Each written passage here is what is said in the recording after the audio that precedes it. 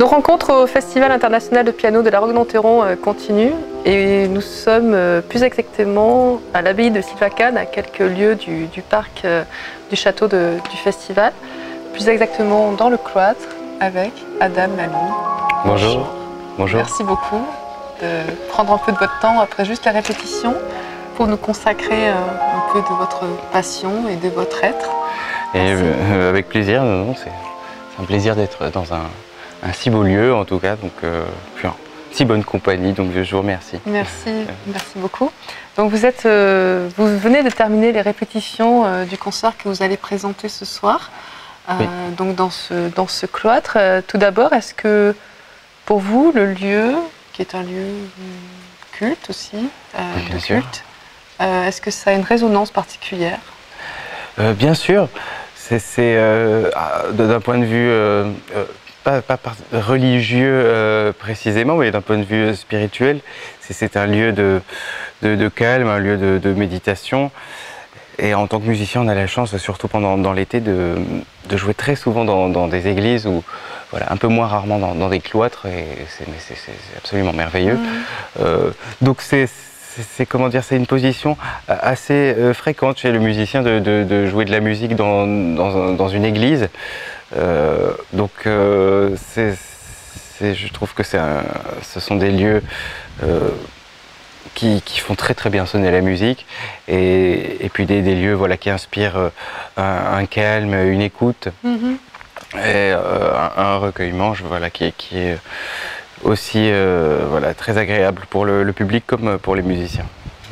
Et l'acoustique est aussi extraordinaire que lorsque vous êtes dans un lieu de scène plus réservé au récital ou aux musiques de chambre. Ah oui, c'est sûr, c'est très différent. Oui, il y a un côté tout à fait extraordinaire, surtout ici. Moi, je trouve l'acoustique vraiment merveilleuse. Après, selon les églises, l'acoustique varie énormément, donc c'est toujours une mine de rien. Voilà, on en revient à des questions assez mathématiques de volume, de volume à remplir, de matériaux. Si l'église est en pierre ou en bois, voilà, s'il y a aussi tout simplement s'il y a un public ou pas, cela change beaucoup de choses, car voilà, mine de rien, les gens dans la salle absorbent aussi une partie du son et changent un petit peu l'acoustique. Donc on module avec tout ça, mais c'est sûr que la beauté des lieux en tout cas est très inspirante, et ça apporte beaucoup. Ouais. Alors vous étiez en train de répéter presque des répétitions publiques quelque part, puisque les visiteurs de cette abbaye s'arrêtaient et se posaient justement à votre écoute. Est-ce que vous vous en rendez compte ou pas quand vous répétez? Bah forcément, oui, je ne vais pas vous le cacher, et puis je ne vais pas vous cacher non plus que par moments on préfère, on va dire, la solitude pour travailler, surtout le jour d'un concert. Alors, je ne me plains pas du tout parce que ce sont des lieux extraordinaires, et je me mets à la place de ces gens, voilà, d'entendre un petit peu de musique, voilà, pour accompagner leur promenade. C'est aussi quelque chose de merveilleux, et donc voilà, j'essaie de composer avec ça aussi, et donc voilà, c'est toujours compliqué après d'être vraiment dans le travail et en même temps de savoir qu'on est écouté, donc il faut un petit peu faire plaisir aussi aux gens qui sont là, alors que parfois, bon, on sait que ce qui est vraiment la chose la plus importante à faire, c'est pas forcément agréable, voilà, pour les gens qui passent, mais voilà, bon, c'est un petit peu comme ça, c'est le charme aussi d'être ici, et c'est très agréable. Donc ce n'est pas la première fois que vous venez à la Roque-d'Enterron, je crois. Vous avez été plusieurs fois invité. Dans ce lieu, c'est la première fois? Oui, dans ce lieu, c'est la première fois que je joue seul, et je suis absolument ravi. C'est une demande que j'avais faite à René Martin, voilà, parce que j'avais beaucoup entendu parler de cette abbaye, de ce cloître, et c'est vrai que n'ayant pas non plus comment dire, une affection particulière pour les concerts en plein air, parce que c'est vraiment très difficile, voilà, surtout pour des raisons acoustiques, c'est vraiment très fatigant.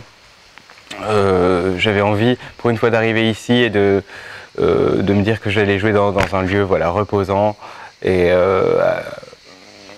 et voilà, je voulais plus voir forcément les concerts. Les inconvénients de concerts en plein air. Voilà, c'est ça, parce que je sais c'est vraiment fatigant et Pourquoi difficile. c'est fatigant? Alors surtout pour plusieurs raisons. La première, c'est la concentration. Par exemple, vous entendez les cigales, alors c'est tout à fait charmant, mais c'est vrai que selon la musique qu'on essaye de faire ou qu'on est en train de faire, voilà, c'est plus ou moins dérangeant, il faut dire. Voilà, il y a des...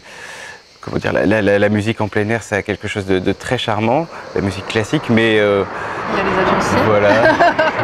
Je sais que certains musiciens s'y adaptent très facilement, moi je trouve tout ça toujours très difficile. Ouais. Voilà, pour la concentration aussi, parfois le vent peut aussi être très gênant parce que le son s'en va tout de suite, donc on a l'impression que... Ça vous échappe. Voilà, que le son part et qu'il n'y a pas de son, que le public n'entend rien, donc parfois on peut prendre de mauvaises habitudes de vouloir un peu écraser les choses pour les faire passer. Enfin voilà, je sais que quand je joue en plein air, souvent je trouve ça... Voilà, j'appréhende beaucoup et je termine le concert, j'ai l'impression que j'ai joué 4 heures parce que c'est... parce que voilà, il y a plein de... Comment dire, notre esprit est mis à l'épreuve vraiment sur des choses très spéciales qui ne sont pas... Voilà, qu'on n'a pas forcément l'habitude dans une salle normale, on va dire, voilà, une salle plus classique. Après, voilà, c'est aussi le charme et le mieux est de l'accepter et plutôt voilà, de composer avec. Mais voilà, je remercie en tout cas René Martin de m'avoir permis au moins une fois dans ma vie de donner un récital dans ce magnifique cloître. Alors quel est le répertoire que vous avez choisi, Adam? Alors ce soir, le public entendra d'abord 2 sonates de Beethoven, qui font vraiment partie des plus populaires du compositeur, donc la sonate pathétique, que de nombreux pianistes amateurs et moins amateurs connaissent très très bien, et avec la sonate Waldstein, qui est une sonate un peu plus tardive, environ, comme on dit, de la période médiane de Beethoven, et voilà, qui sont 2 œuvres qui se rejoignent à plusieurs points de vue. D'abord au point de vue des tonalités, donc la pathétique est en do mineur et la Waldstein est en do majeur, et il y a un peu comme une sorte de complémentarité entre ces 2 sonates. Comment dire, voilà, un penchant, c'est un peu caricatural, mais on va dire un penchant sombre et un penchant extrêmement lumineux, mais d'une même énergie, d'une même source créative. Et ensuite, le concert terminera avec la sonate en do mineur de Schubert, qui est la première des 3 dernières sonates de Schubert, donc du grand triptyque. Du grand triptyque ultime, on va dire, de Schubert. Donc c'est une œuvre aussi qui a beaucoup d'apparenté avec la musique de Beethoven, comme quasiment toute l'œuvre de Schubert, mais celle-là particulièrement parce que, si je ne dis pas de bêtises, c'est la première sonate que Schubert écrit pour piano après la mort de Beethoven. Donc il y a vraiment une sorte de suite aussi. Voilà, de suite et de libération, comme si voilà, une légende venait de mourir. Donc ce qui laissait aussi à Schubert la place pour son inspiration. Et cette sonate en do mineur, voilà, qui est do mineur, qui est une tonalité très forte chez Beethoven, très présente. Donc c'est juste par la tonalité, c'est déjà un hommage à Beethoven, et les premiers accords qui font beaucoup penser à la sonate, au tout début de la sonate pathétique, justement, qui sera au début du concert. D'accord. Donc voilà, c'est un petit peu, on va dire, un jeu de miroir entre Beethoven et Schubert. Voilà. Pourquoi vous avez choisi ce répertoire? Alors, comment dire, on a de la chance en piano, c'est immense. Oui, parce que dans les instruments à cordes. Par exemple, oui, bien sûr. Et encore, c'est pas le pire, mais c'est vrai qu'en piano, on a 32 sonates de Beethoven. C'est pour ça que vous avez choisi le pianiste. Ça s'est fait comme ça, mais je suis très content que ce soit le piano. Ça aurait pu être autre chose, mais bon, au final, c'est comme ça, c'est pas mal comme ça. Et donc ce soir, non, voilà, il y a un moment, il faut choisir des œuvres, même si voilà, il y en a une infinité qui sont sublimes. Et non, moi, on va dire que dans mon parcours personnel, je commence à rentrer lentement dans la musique de Beethoven, donc c'est pour moi une façon de m'initier un petit peu à la musique de ce compositeur, parce que voilà, j'ai beaucoup plus fréquenté Schubert, justement, et moins Beethoven, et de pouvoir justement mettre les deux en lumière comme ça, c'est l'occasion de voir justement les similitudes, mais surtout les différences de caractère et de manière de composer, malgré toute l'influence que l'un a pu avoir sur l'autre. Ouais. Alors, comment vous êtes devenu pianiste? Parce que finalement, j'ai envie d'avoir la réponse à la première question qui n'était pas prévue. Eh bien, c'est venu très naturellement. Comment dire, au début, par contre, je ne suis pas arrivé tout de suite au piano, mais j'adorais la musique, donc j'ai très vite voulu rentrer dans une école de musique, apprendre à lire la musique. Donc, je commençais avec la flûte à bec à 7-8 ans, comme tout, voilà. Mais puis après, j'ai essayé le violon, ça n'a pas trop marché. Mais pendant ce temps-là, mon frère faisait déjà du piano à la maison, et il jouait bien, donc j'entendais du piano, j'entendais mon frère, et au final, j'avais envie de faire comme lui, j'avais tout fait pour éviter. Et puis, au final, je suis quand même allé voir du côté du piano, et puis ça vous a absorbé. Voilà, je me suis plus arrêté jusqu'à aujourd'hui. Alors, à la fois artiste soliste, mais aussi vous avez un ensemble, vous avez composé un ensemble. Donc, je vous parlais des esprits tout à l'heure. Oui, esprits. Exactement, voilà. Qui sont-ils, ces esprits? Alors, qui sont ces esprits? À cordes, déjà? Oui, tout à fait. Ce sont des instrumentistes à cordes. On compose ce trio avec Missa Yang au violon et Victor Julien Laferrière au violoncelle. D'accord. Et voilà, c'est un trio que nous formons depuis le 2009, même si nous nous connaissons depuis quelques années avant. Et oui, voilà, je vois ça comme une part très importante de ma vie, comme le récital, ou comme je ne me vois pas arrêter ce trio, ou m'arrêter de jouer avec d'autres partenaires, en tout cas. C'est important justement d'avoir cette complémentarité d'instruments. Puis après, il y a aussi, j'imagine, des liens humains qui se créent autour de cet ensemble. Est-ce que c'est quelque part une force supplémentaire, une source d'énergie supplémentaire qui vous permet d'avancer aussi dans votre carrière de soliste? Oui,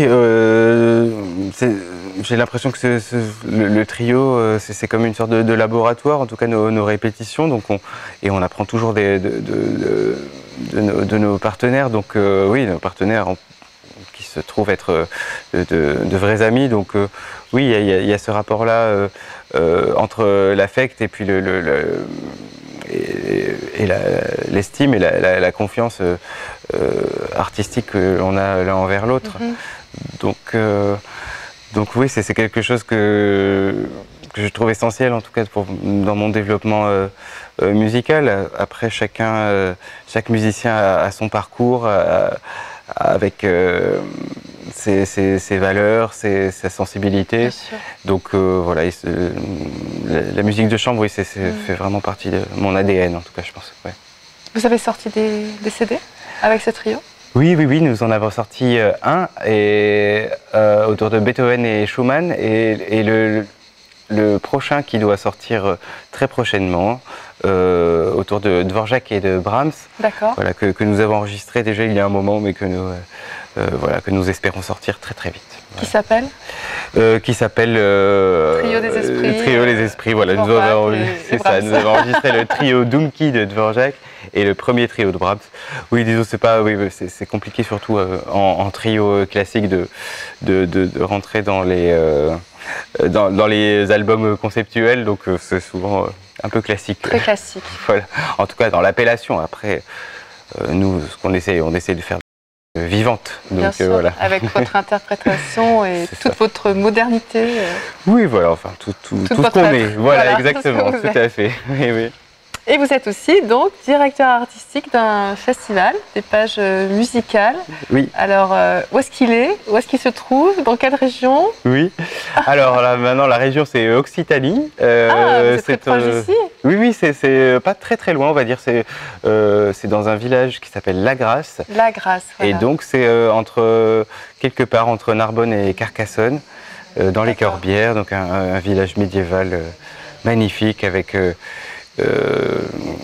enfin, voilà, une atmosphère vraiment très particulière, et les concerts se déroulent dans l'église du village. Concert de musique de chambre? Ouais, essentiellement de la musique de chambre, et orgue, parce que disons que l'orgue est aussi un petit peu la fierté de l'église de la Grasse, donc on essaie de le mettre en valeur, donc en musique de chambre dès qu'on peut, et sinon tout seul. Donc nous avons la chance d'avoir Thomas Hospital, qui est un grand musicien un ambassadeur de l'orgue. C'est ça, voilà, tout jeune, mais déjà, voilà, déjà très très impressionnant, et puis qui nous fait le bonheur de venir depuis le début, donc qui viendra là pour la 3e fois cette année. Oui. Et lorsque vous mettez votre casquette de directeur artistique, comment se positionne votre casquette d'artiste et d'instrumentiste? C'est un petit peu... comment dire, c'est un petit festival, hein, qui est sur 10 jours, avec 8 concerts et une équipe entre 10 et 15 musiciens à peu près. Voilà, c'est un festival même d'une certaine envergure. Certaine envergure, mais qui se déroule avec des moyens vraiment très très modestes. Et d'ailleurs, voilà, on essaie évidemment de faire tout ce qu'on peut, mais on tient en tout cas à garder cette simplicité qui fait que en tout cas les musiciens, et je pense et j'espère certaines personnes du public, prennent du plaisir à venir et à revenir. Donc la casquette de directeur, c'est comment dire, c'est pas vraiment moi qui la porte, parce que moi je m'occupe que du côté sympathique, c'est-à-dire d'inviter les musiciens, de faire les programmes avec les musiciens, et de quelques petites choses matérielles, logistiques, mais très très peu, voilà, d'organiser les répétitions, voilà, et puis de s'occuper de certaines petites choses comme ça, mais bon, c'est surtout l'équipe sur place qui travaille toute l'année pour que l'événement puisse avoir lieu, qui font tout, et donc voilà. Donc je suis plutôt avec la casquette de musicien pendant le festival, voilà, avec évidemment, j'essaie de chapeauter comme je peux certaines choses, mais bon, comme on est tous très débordés, on n'est pas non plus très très nombreux en musiciens, donc voilà, c'est très... on est très occupés là-bas. Merci beaucoup Adam Laloum pour cette belle rencontre. Merci. Merci beaucoup.